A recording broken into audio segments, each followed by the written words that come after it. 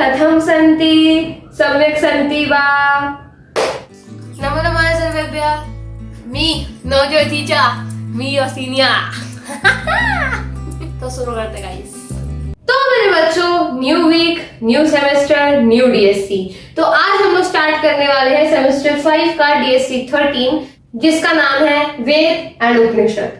ठीक है, तो आज हम स्टार्ट करने वाले हैं अपना ये वाला डीएससी और हम इसका देखेंगे आज सिलेबस और मोस्ट एक्सपेक्टेड क्वेश्चंस। ठीक है, लेकिन ये स्टार्ट करने से पहले मैंने एक संस्कृत साहित्य पर वीडियो बनाया है उसका विभाजन बताते हुए, तो वो आप जरूर देख लेना।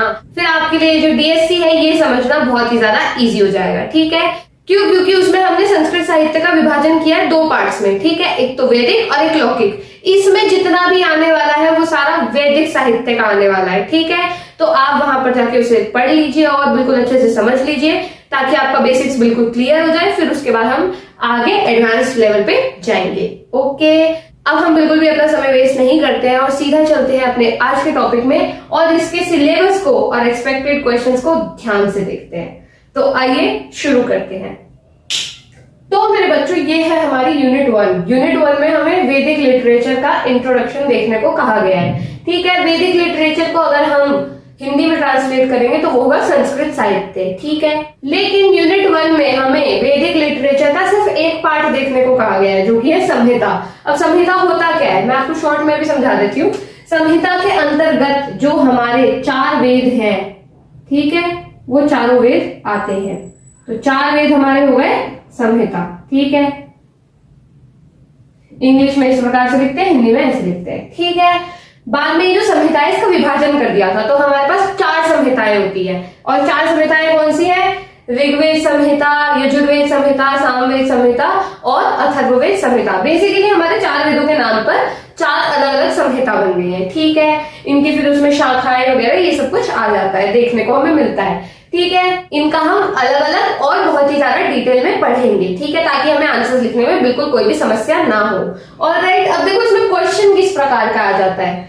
लास्ट ईयर का क्वेश्चन बता रही हूं मैं आपको। ऋग्वेद एवं यजुर्वेद संहिताओं का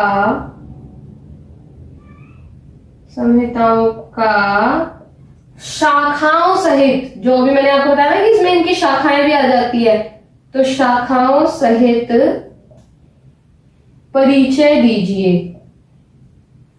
अब इसमें क्या है ना कि ऐसे वो बोल भी सकते हैं कि शाखाएं आपको कंपलसरी लिखनी ही है, मतलब समझानी ही है। लेकिन अगर नहीं भी आता, मतलब यहाँ पर ऐसे स्पेसिफाई करके नहीं दिया हुआ है कि शाखाएं आपको लिखनी है, फिर भी आपको शाखाएं लिखनी है भाई। क्यों? क्योंकि फिर वरना इस आंसर में रह नहीं जाएगा ऐसा कुछ खास। अगर आप इसकी शाखाएं नहीं लिखोगे फिर आपको नंबर नहीं मिलेंगे। बेसिकली आप ये मान के चलोगे। अब देखो, जितना मैं आपको बताऊंगी वो सभी कुछ आपको याद करके और अपने आंसर में लिखना है। क्यों? क्योंकि मैं आपको बताऊंगी ही वही चीज जो एक्चुअली में इंपॉर्टेंट है और आपके सिलेबस के हिसाब से रेलेवेंस रखती है। ठीक है, तो अगर आपको एक्स्ट्रा कुछ करना है तो यू कैन गो अहेड, लेकिन अगर नहीं करना है तो जितना मैं बताऊंगी वो आपके लिए सफिशिएंट होगा, आपके आंसर के लिए सफिशिएंट होगा। ऑलराइट, अब देखो ऐसा नहीं है कि सिर्फ ऋग्वेद और यजुर्वेद का आ सकता है, सामवेद अथर्ववेद का भी आ सकता है, या फिर ऋग्वेद सामवेद का भी आ सकता है। वो कुछ भी यहाँ पर बनाकर दे सकते हैं, लेकिन आपको ये याद रखना है कि आपको इनका इंट्रोडक्शन और शाखाएं दोनों देखनी है और याद भी करनी है। ठीक है, तभी आप आंसर का जवाब दे पाओगे। ऑलराइट, अब देखो इस यूनिट में से या तो आपके पास लॉन्ग क्वेश्चन आएगा, नहीं तो इस पर टिप्पणी लिखनी आ सकती है। इस वाली यूनिट में से आपसे कोई भी मंत्र नहीं पूछा जाएगा। Also one thing to be noted, जैसे कि हमने नाटक वाले में देखा था कि उनके जो अध्याय होते हैं उनको अंक कहते हैं, वैसे ही इसमें जो संस्कृत के श्लोक जो आप कहते हो ना, उनको श्लोक नहीं कहते। जो वैदिक साहित्य होता है उसमें उन्हें मंत्र कहा जाता है। ठीक है, तो हमेशा जब भी बोलो वैदिक साहित्य में कि वैदिक साहित्य में संस्कृत वाले जो श्लोक हैं उनको मंत्र ही कहा जाता है। तो बेसिकली जब मैं ये बोलूं कि वैदिक साहित्य के इस वाले पोर्शन से आपके पास कोई भी मंत्र नहीं आएगा, तो आपको समझ जाना है कि वो जो संस्कृत का श्लोक आप सोचते हो वो एक्चुअली मंत्र है। ठीक है, जिसका आपको अनुवाद नहीं तो सप्रसंग व्याख्या लिखनी होती है। ऑलराइट, तो वो इस यूनिट में से नहीं आएगा क्योंकि इसमें हमें कोई मंत्र ही नहीं करने, हमें तो बेसिक इंट्रोडक्शन देखना है वैदिक लिटरेचर संहिता पार्ट का। ठीक है, अब हम चलते हैं आगे और यूनिट 2 को देखते हैं और उसमें क्या क्या क्वेश्चन आएंगे वो देखते हैं। तो आइए देखते हैं। तो मेरे बच्चों ये है हमारी यूनिट 2। इसमें भी हमें वैदिक लिटरेचर का यानी कि संस्कृत साहित्य का इंट्रोडक्शन ही देखना है, लेकिन पहली यूनिट में हमें संहिता वाला पार्ट देखना है, बेसिकली कि 4 वेद देखने हैं हमें उसमें, और उनकी संहिताएं देखनी है और उनकी शाखाएं देखनी है। लेकिन दूसरी यूनिट में हमें ब्राह्मण ग्रंथ, आरण्य ग्रंथ और उपनिषद देखने हैं। ठीक है, क्यों? क्योंकि ये भी हमारे संस्कृत वैदिक साहित्य का बहुत ही इंपॉर्टेंट पार्ट है। ठीक है, तो ये बेसिकली ऐसा होता है कि 4 वर्गों में संस्कृत वैदिक साहित्य को विभाजित किया गया है। एक तो हो गए वेद, जिसमें 4 वेद आ जाते हैं, और उसके बाद आता है ब्राह्मण, आरण्य और उपनिषद, हो गए 4। ठीक है, वेदांग को कुछ लोग नहीं मानते, अब नहीं मानते तो नहीं मानते, हमको नहीं पढ़ना है, सिलेबस में नहीं दिया हुआ है तो हम नहीं पढ़ेंगे। ठीक है, इस वाली यूनिट में से भी जो क्वेश्चन आएगा वो आएगा या तो लॉन्ग क्वेश्चन या फिर टिप्पणी आएगी। ठीक है, इसमें से भी हमारा कोई मंत्र नहीं आएगा, क्योंकि ये बेसिक टेक्स्ट पढ़ने हैं हमें। ठीक है, यानी कि इनकी इंफॉर्मेशन लेनी है, ना कि हमें कोई मंत्र करने हैं। ऑलराइट, तो इसमें से किस प्रकार के क्वेश्चन आ सकते हैं वो देखते हैं पहले हम। ब्राह्मण ग्रंथों की प्रमुख विषय वस्तु का वर्णन कीजिए। ठीक है, अब इसमें ना ये इससे भी पूछा जा सकता है कि इसका बताओ, आरण्य ग्रंथों की विषय वस्तु बताओ, तो वो इसमें पूछा जा सकता है। ठीक है, दूसरा क्वेश्चन देखो किस प्रकार से आया हुआ था लास्ट टाइम। उपनिषदों में निहित दार्शनिक विचारों, ठीक है, पर चर्चा कीजिए। ठीक है, बेसिकली ऐसा क्वेश्चन आया हुआ था। ठीक, अब देखो ये वाली बात है कि क्वेश्चन किसी भी प्रकार से पूछा जा सकता है। अब इसी में जैसे टिप्पणी आ रखी, ब्राह्मण साहित्य टिप्पणी लिखो, अब उसमें ये नहीं बता रखा कि उसकी विषय वस्तु बतानी है या फिर उसमें किस प्रकार के विचार है वो बताना है या कितने प्रकार के ग्रंथ है, कुछ नहीं लिखा हुआ है उसमें, कुछ स्पेसिफाई नहीं किया हुआ है। तो मतलब आपको उसमें अपने हिसाब से लिखना है। तो वैसे ही क्वेश्चन पूछने का तरीका कुछ भी हो सकता है। ठीक है, वो उसमें कुछ पर्टिकुलर भी पूछ सकता है, वो आपसे पूरी विषय वस्तु भी बताने को कह सकता है, कुछ भी आ सकता है। हमें क्या करना है ना, हमें ये करना है कि जो भी टॉपिक हमारे उसमें दे रखा है सिलेबस में, हमें उसे पूर्णतः पढ़ना है कि उसमें आने वाली एक एक चीज हमें पता होनी चाहिए। ठीक है, और उसको हम बहुत इजीली और एफिशिएंटली पढ़ेंगे। ऐसा नहीं हो कि भाई सर पे पत्थर मारो, भाई डोरेमोन की ब्रेड लाओ उसको लगा के पढ़ेंगे। नहीं नहीं भाई, इतना कोई टेंशन लेने की बात नहीं है, बहुत इजी सब्जेक्ट है, बहुत आराम से हो जाएगा।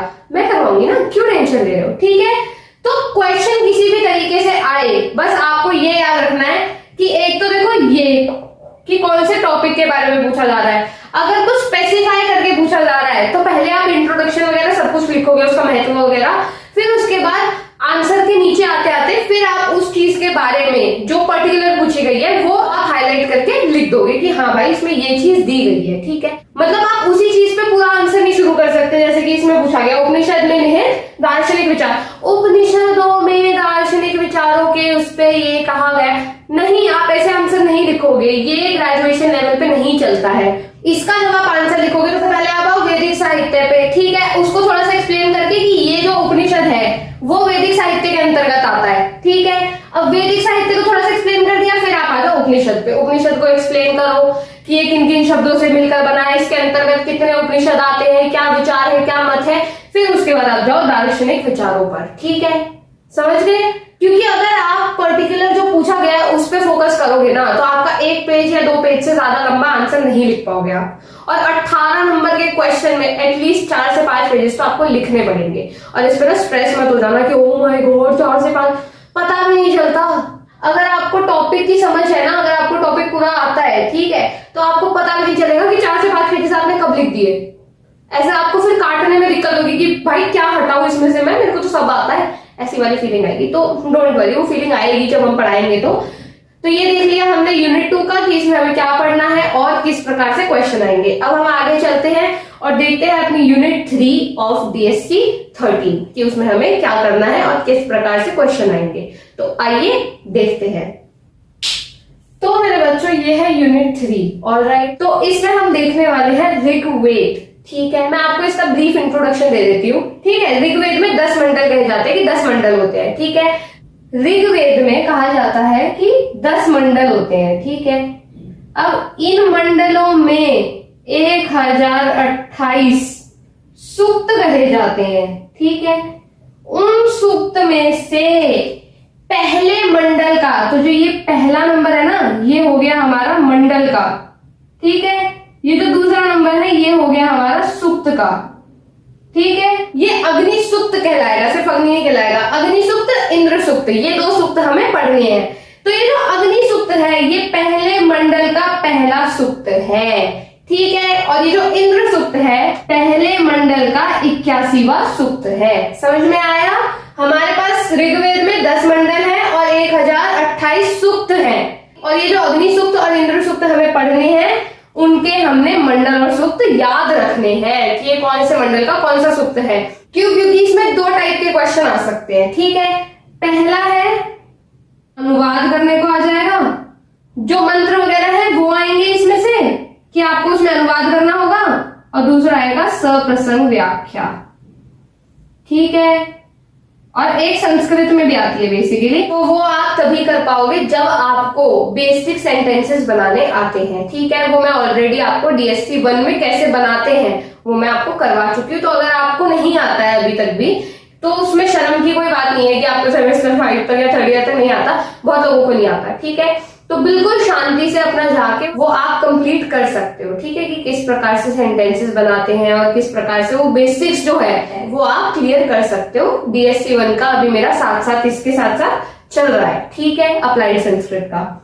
ओके, अब ये हो गया अनुवाद और सप्रसंग व्याख्या आता है। दूसरा आता है इसमें से लॉन्ग क्वेश्चन भी आ सकता है इसमें से, जैसे कि फॉर एग्जाम्पल लास्ट टाइम आया था अग्नि देवता के वैदिक स्वरूप पर प्रकाश डालिए, ठीक है। ये हमारे पास क्वेश्चन आया था। अब ये तो हो गया कि हमने जो इसमें पढ़ना है अग्नि सूक्त में वो हम पूरा इसमें से लिख सकते हैं। अब देखो इसकी जब मैं करवाऊंगी ना ये वाली यूनिट, तब मैं आपको एक ट्रिक भी बताऊंगी कि आप अपने क्वेश्चन को किस प्रकार से बहुत ही सिंपल अपना ब्रेन यूज करके बहुत ही अच्छे से आप अपना आंसर में संस्कृत के मंत्र भी यूज कर सकते हो, और आपको याद करने की भी जरूरत नहीं पड़ेगी। मतलब मंत्र को आपको बस उसका मतलब पता होना चाहिए और आप उसे यूज कर सकते हो। और मैं बताऊंगी आपको, क्यों टेंशन ले रहे हो। तो टीचर को लगेगा कि ओ भाई बल्ले बल्ले बच्चा तो इतना मस्त है कि उसने संस्कृत का मंत्र ही याद करके लिख दिया। तो वेट, वो मैं आपको जब ये यूनिट करवाऊंगी तब मैं आपको बताऊंगी वो चीट कोड है। तीसरा टाइप एक और है कि इसमें टिप्पणी भी पूछ ली जाती है कभी कभी। देखो DU वाले बड़े अनप्रिडिक्टेबल हैं, कुछ भी कर देते हैं, तो हम बिल्कुल प्रिपेयर होकर चलेंगे। बस आपको इसका जो मैं सिखाऊंगी वो आपको पूरा कर लेना है। ऑलराइट, अब हम चलते हैं अपनी अगली यूनिट पे जो कि है यूनिट 4, और उसमें देखते हैं कि उसमें हमें क्या पढ़ना है, किस प्रकार से क्वेश्चन आएंगे उसके, और हम वो भी समझते हैं। तो आइए देखते हैं। तो मेरे बच्चों ये है हमारी आखिरी unit, also known as unit 4। तो इसमें हम देखने वाले हैं कठोपनिषद।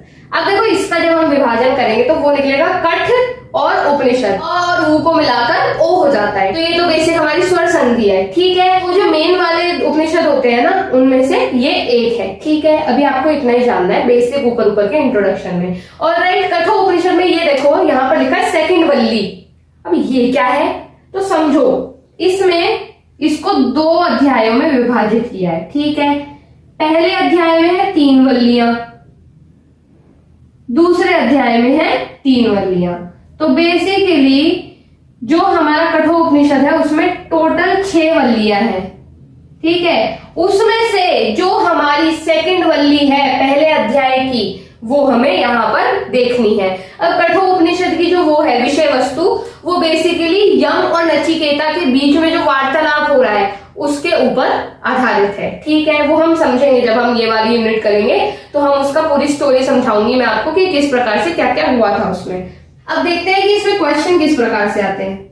पहला टाइप ऑफ क्वेश्चन इसमें वही है कि इसमें जो मंत्र दिए गए हैं वो उसमें आते हैं। उसमें हमें या तो अनुवाद करना होगा उसका, ठीक है, नहीं तो उसकी सप्रसंग व्याख्या करनी होगी। ऑलराइट, सेम इसमें हिंदी वाला भी पार्ट आ जाता है, और एक जो संस्कृत वाला आता है उसमें भी इसका ऑप्शन आ जाता है। ऑलराइट, आगे देखो इसमें एक आ सकता है लॉन्ग क्वेश्चन आ जाता है, ठीक है। और देखो इसमें हमसे टिप्पणी भी पूछ सकते हैं इस पे। एक तो टिप्पणी ये आ गई थी कि प्रथम अध्याय की द्वितीय वल्ली में जो नचिकेता और यम के बीच में संवाद हो रहा है उसका सार बताओ, ठीक है। तो वो वही हो गया कि इसकी कथा वस्तु बताओ, ठीक। और जो दूसरी टिप्पणी आई थी वो थी कि कठोपनिषद के अनुसार श्रेयस क्या है। श्रेयस क्या होता है वो हम जब ये वाली यूनिट करेंगे तब मैं आपको बिल्कुल डिटेल में करवाऊंगी। ऑलराइट, अब हमने अपने DSC 13 के सिलेबस को भी समझ लिया है, प्लस कौन से एक्सपेक्टेड क्वेश्चंस आ सकते हैं वो भी देख लिए हैं। अब इसके बाद जो है हम वो सीधा यूनिट वाइज अपना पढ़ाई शुरू करेंगे, ठीक है, अगले वीडियो से। तो अब जो अगली वीडियो होगी उसमें हम यूनिट वाइज अपना पढ़ना शुरू करेंगे, ओके। अब अगर आपको किसी भी टॉपिक में कोई भी डाउट हो तो do comment, we will try to solve them all. और हाँ, आज के लिए केवल इतना ही। अब हमारी मुलाकात होगी अगले वीडियो में, तब तक के लिए धन्यवाद। नमो नमः, पुनः मिलामः।